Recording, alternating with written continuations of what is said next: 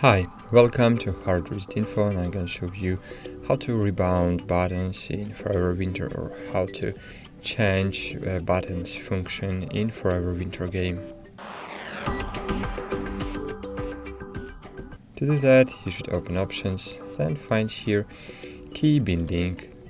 Then in key binding, just click Keyboard and Mouse, and here you can rebind the keyboard buttons, for example, interact by F, for example. But of course it will ask you, do you really want to rebind this button, because F button, for example, using for cycle fire mode. So if you will click confirm, so you will should to rebind the fire button too. So for example, it will be better idea to change it to different button, for example to J.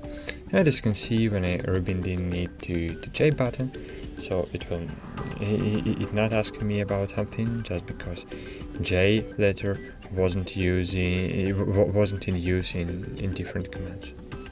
So cool. As you can see, it's very easy.